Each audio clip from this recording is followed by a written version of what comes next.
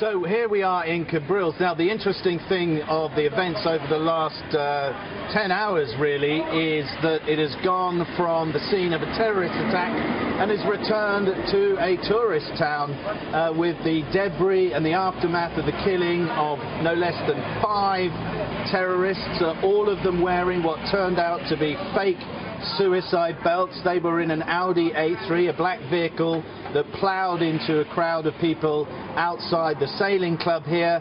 They wounded 6 civilians and a policeman. Having crashed their vehicle, they then emerged and ran around the streets before being shot dead. 4 of them killed instantaneously, 1 mortally wounded who died a bit later on. Now the Spanish authorities say that they believe these 5 were part of a team, of a cell if you like, of about 8 people connected with the explosion and the destruction of a town, of a house in a town about 120 kilometers, about 80 miles south of Barcelona on the night before the Barcelona incident. And of course, let's not forget that 13 people were killed and over 100 wounded when a van driven by a driver that's still on the run ploughed into tourists in the late afternoon sunshine there in Barcelona.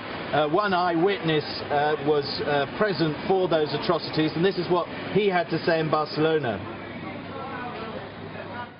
To see hundreds of people move so quickly from all those bars and restaurants, I just instantly knew that something wasn't right. Like the way the fear in everyone's face, you could just tell that something wasn't right. Everyone was crying, everyone was hiding. For the first 5 minutes, no one really knew what was happening. One of the striking things that we've seen from eyewitnesses here in Cambrils, I've just spoken to a man called Fitzroy Davis, who's a judo coach from Wolverhampton in the United Kingdom. He was an eyewitness to the shooting dead of one of these terrorists. The terrorist, he said, appeared to be running around carrying what appeared to be a bomb around his waist. A lot of shiny cylinders were visible, silver shiny cylinders. He said they looked like tin cans. He had what appeared to be a trigger in his hand and was goading police who were trying to get him to get on the floor. In the end, he was shot twice, went down.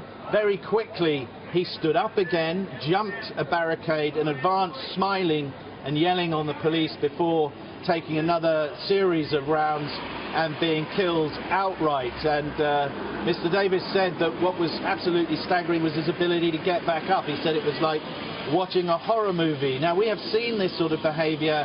I've certainly seen it in covering Syria and the fighting around Mosul, where a lot of so-called Islamic State fighters are high on a drug called Captagan, which is a very strong amphetamine. It lasts for many hours.